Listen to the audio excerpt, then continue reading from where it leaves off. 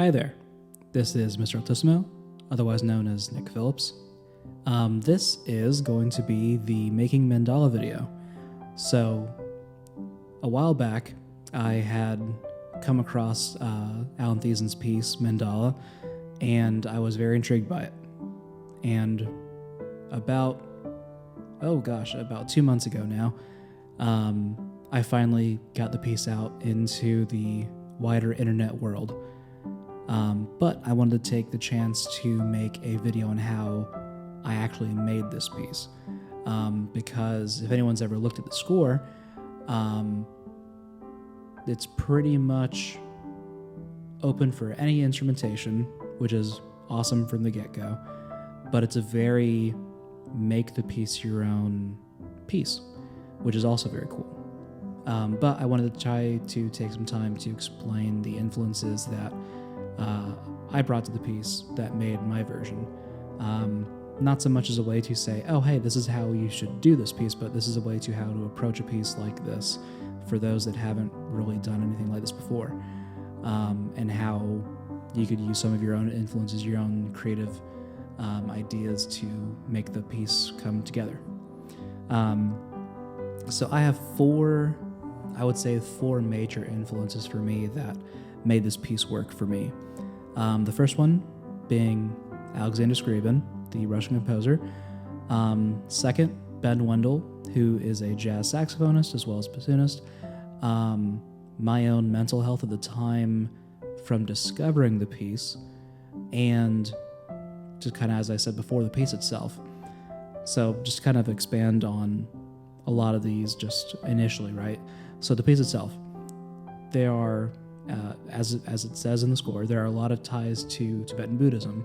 A mandala is a piece of art made through the acts of creation and destruction.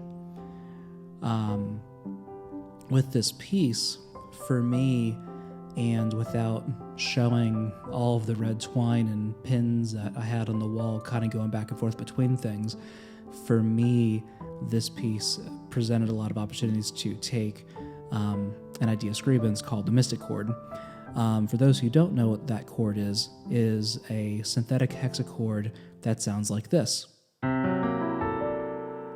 And in a Western notation system, there are two transpositions. So you have the first one I just played, and then you have the second, which is for this case, will be a half step lower. So it sounds like this.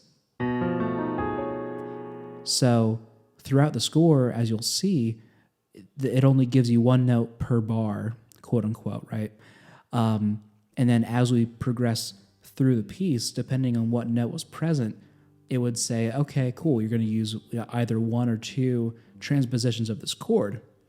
And as we go through there, I had a rule for myself to say that, okay, cool, we're going to use whatever note that is to be the root of the transposition or inversions, or basically this version of the chord, and then basically flex the rest of the pitches within there to fill out the top of it and not repeat the root on top. Going beyond that, a lot of the influences for this piece as well, especially for the saxophone and its effects, were looking at Ben Wendell's Still Life series. So I'll put I'll put a link for that down in the description of the video, but basically for the one that had the most influence on me throughout the recording of this, but it's basically called Ben Wendell's Still Life, open piece with EFX. And essentially it's him in, I'm assuming, some library or something in New York, just having a time of just doing what he does best. And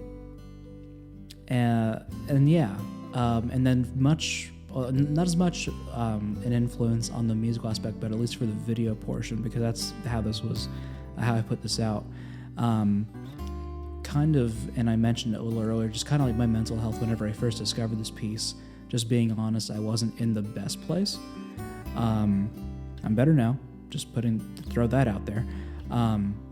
But you'll notice throughout the piece that I use a lot of very similar imagery, but variations of dark and light, or changing of colors and things like that. And I wanted it to be kind of a representation of that without being too overtly slappy across the face with it. Because I don't want it to be that. It's just kind of a subconscious way for me to express that part of myself whenever I was preparing to do this piece and whenever I was performing it. Yeah. And so that, for me at least, was how I went about doing it. And the most important part for all this too is I only did a single take for the saxophone part.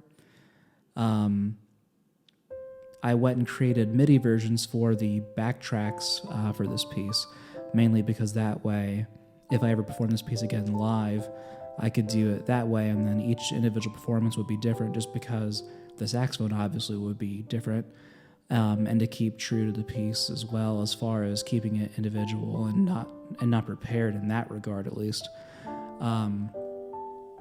But that, I think, will wrap it up. Yeah, before I ramble too much longer and to make this video too long, I'll just leave it there, and yeah, thanks for listening, y'all, and go check out Alan's other pieces. Go check out his website, things like that. I'll put links for that down in the description below as well. And thanks. So hopefully see y'all again soon.